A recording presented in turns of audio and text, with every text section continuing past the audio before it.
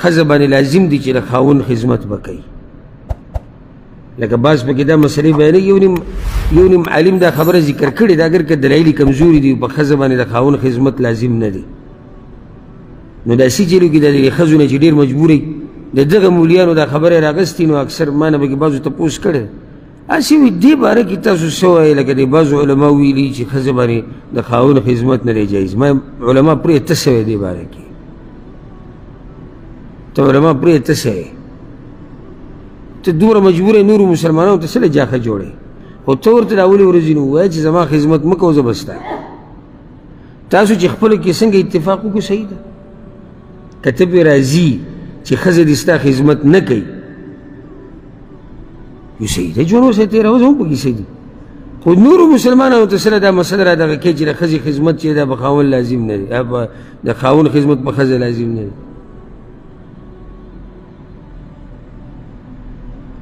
د تېر شوي هفته کې ما ته ښکاري ما ته چا ټلیفون کړی و بهر ملکونو نه، دا مسلې تپوس یې کوو چې دا کور کې دا زنانه چې خدمت کوي.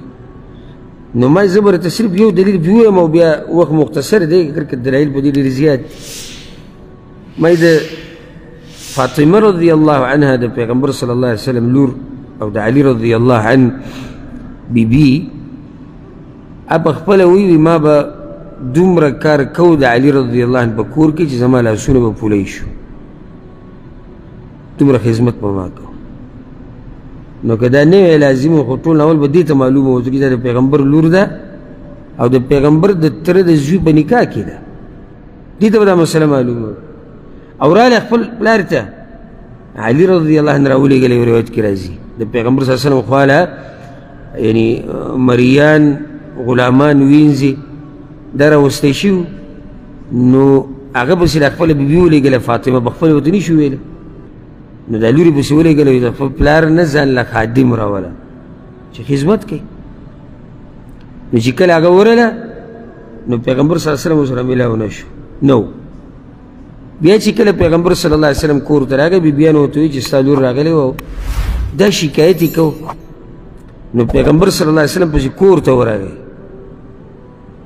هغې ورته خپله خبره وکړه، وایي زه خبر شویم ته دې ته راغلی وی او وی 33 شپېرې سبحان الله وایه، 33 شپېرې الحمدلله وایه، 34 شپېرې الله اکبر وایه.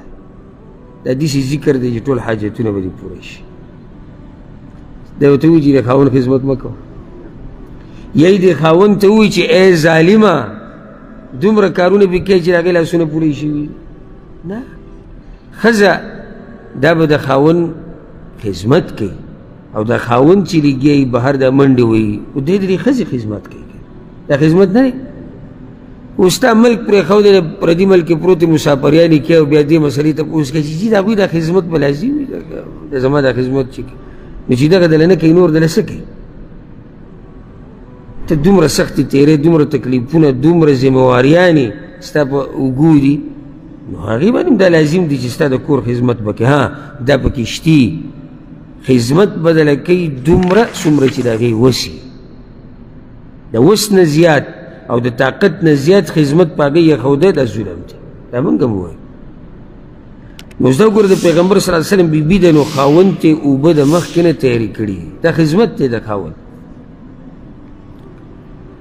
او د نږدې وخته پورې یا اوسه پورې خو اوس لږ دي زموږ د زنانو د پښتنو زنانو دا یو اوچت صفت و چې د خاوند به ډېر خیال ساتو او ډېر قدر او ډېر احترام به یې کوو.